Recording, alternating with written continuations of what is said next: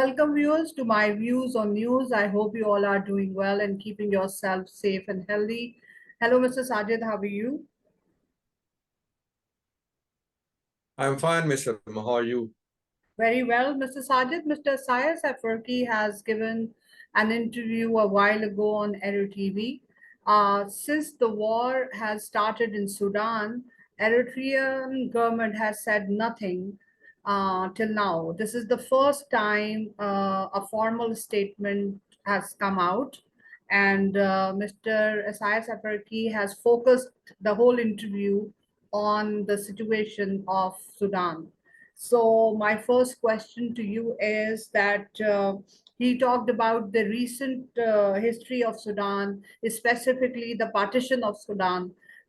What is his stance on that, and why he talked about it?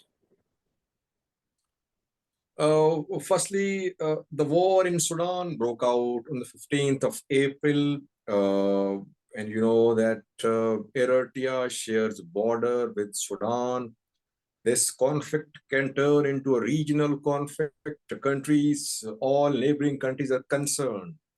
Eritrea was silent, as you said, so we're waiting for Eritrean official position about this war. And Isaias Afwerki, when he talks, he likes to talk in detail. He likes speaking a lot on history, and he starts from decades ago mostly. That is what he did today. He discussed the partition of Sudan, creation of South Sudan. He mentioned the performance of Umar al-Bashir, former ruler of Sudan, who was removed in 2019. He took a position, not a new one, about partition. He said that the creation of South Sudan was a strategic blunder. It was a grave mistake. He criticized Umar al-Bashir a lot. He said that Umar al-Bashir could not do nation building. He could not make Sudanese people into a nation. And he just kept on fanning religious conflicts. Now, I would agree with the president here regarding the performance of Umar al-Bashir, who is in prison, wanted by International Criminal Court. Yes, so Umar al-Bashir era could not make Sudanese people turn into a nation. We saw ethnic conflicts, religious conflicts. What happened in Darfur, everyone knows. And Umar al-Bashir government was fully involved. So yes, Isaias Afwerki is correct in saying that recent history of Sudan is evidence of the poor performance of its rulers, especially Umar al-Bashir, who can be declared as one of as the main ruler who is responsible for the mess which we are seeing in Sudan these days, though ruling elite now is equally responsible. So he talked about the reasons of this war. According to him, what were the reasons? What does he think about it, about the ongoing war? Yeah, he did not pull any punches. I was a little surprised. I mean, he spoke very clearly. He accused both the warring parties. Al-Burhan, head of Sudanese Sovereignty Council, military chief, and Hemedti, Hamdan Dagalo, head of Rapid Support Forces. He accused both of them. He blamed both of them for this war. He said that instead of creating a map for transition, the two are fighting for power. They're going against the wishes of the people. It was, if he was speaking for Sudanese people, we got this impression. He was criticizing both the parties, did not take any side here. And he said that his government was mainly in touch with Abdul Fattah al-Burhan. So in a way, he indirectly denied any links with Hemedti. But what he said about the reason behind the start of this war is again correct. Yes, I have been saying that too in videos on Sudan, that both the warring factions, Hemedti, al-Burhan, they're fighting for more power. They don't have any regard for the people of Sudan, no regard for human rights in Sudan. They want more power. Already they have immense powers. They want more. They are spilling innocent people's blood. So yes, he accused both of them that they're fighting for their power, and that is what is leading to conflict in Sudan. Yes, I remember about 2, 3 weeks ago, you said the same thing. I remember that in an vlog. Okay, so what is the position of Eritrean government? Is it neutral? Is it siding any one of the parties? That is what we wanted to know, because when the war broke out on the 15th of April, we saw flurry of statements from Sudanese neighbors after that war. The Prime Minister of Ethiopia issued 3 statements in Arabic. He talked to Hemedti, al-Burhan, he called them, he offered to mediate. Other neighbor, South Sudan, Salva Kiir, offered to mediate. Chad issued a statement to another neighbor. Libya, another neighbor of Sudan, Khalifa Haftar spoke saying that he was neutral, he was not a party. Egypt involved from day one. Egypt said it was neutral, though we saw that reportedly it is backing al-Burhan. So all neighboring countries spoke in the form of interviews, in the form of statements, showing their position about the war. All are saying they're neutral, but some are not neutral. So Eritrea was silent. Today, he spoke about Eritrean position on this war. He said that for the last 30 years, Eritrean policy about Sudan and neighbors has been policy of non-intervention. Eritrea believes in peaceful coexistence, in brotherly, friend relations with Sudan. It is not siding with any party. Now, here I would disagree with the president. Eritrea has been heavily involved in Sudan for the last 30 years. If you remember, al-Bashir accused Eritrea of backing Darfur fighters. And even the ruling commander now, al-Burhan, has not been comfortable with Eritrean involvement in eastern Sudan.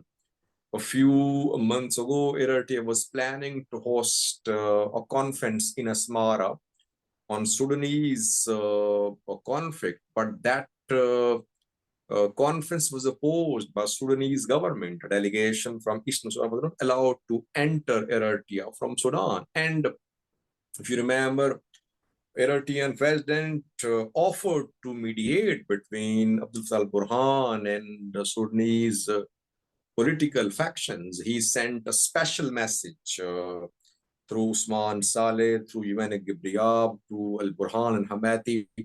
But Sudanese leadership resisted Eritrean attempt of mediation in Sudan. So Eritrean policy of non-intervention is nowhere to be seen, by the way. Eritrea involved in Tigray, Eritrea involved in Sudan.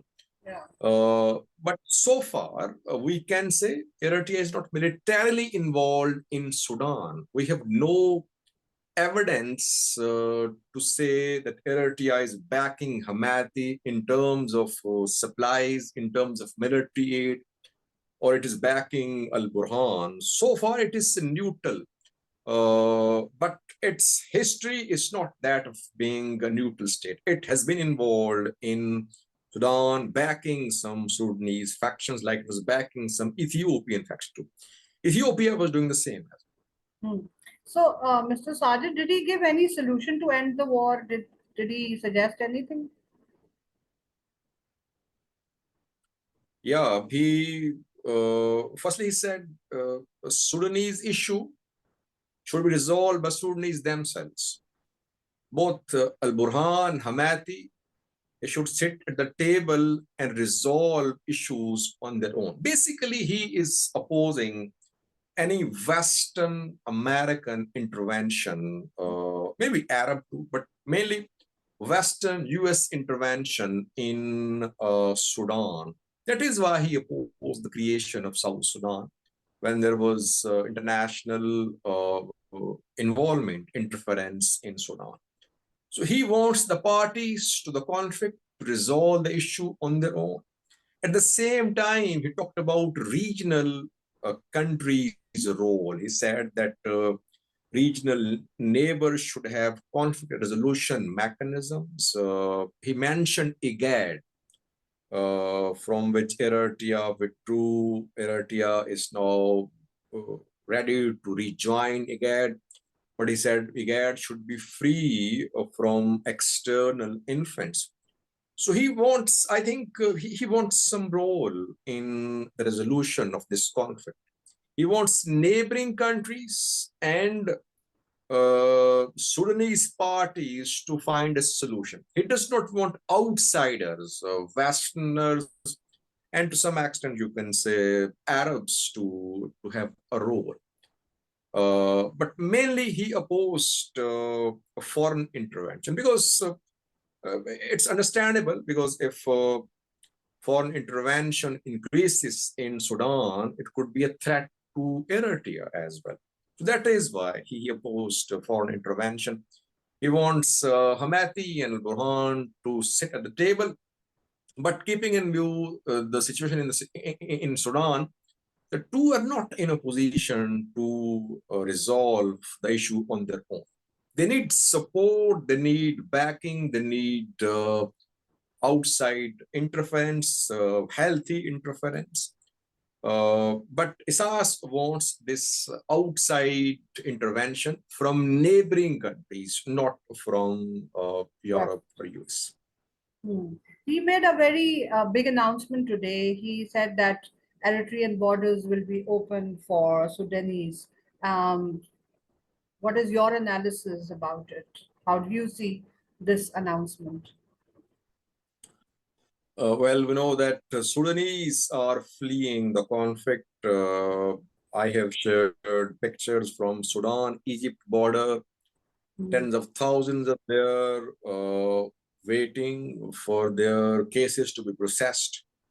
Port Sudan is full of Sudanese people who want to leave. Kassala, Sudan, Ethiopia border, Sudan, Eritrea border. Thousands are fleeing the conflict. And no one is allowed to enter Egypt without a passport, without visa. From Port Sudan as well, Sudanese are not being evacuated without any passports.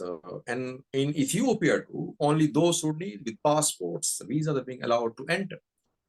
But he announced visa-free, passport-free entry for Sudanese people. He said, you don't need any passport, any visa to enter Eritrea. He said, Eritrean people will be your host.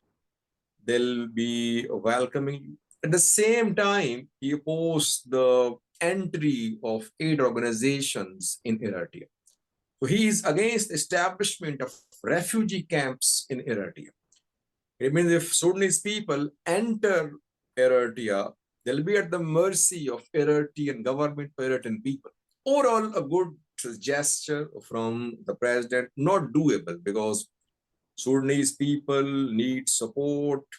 Eritreans themselves are fleeing the country. Tens of thousands are in neighboring Sudan, Ethiopia. Now they are returning to Eritrea. So how will Eritrea host Sudanese fleeing from their country? So it's just a gesture of friendship from Mrs. Savoki. Otherwise, it's not doable, I think. Well, thank you very much. I think you have binded up so well. So, anything, any closing remarks?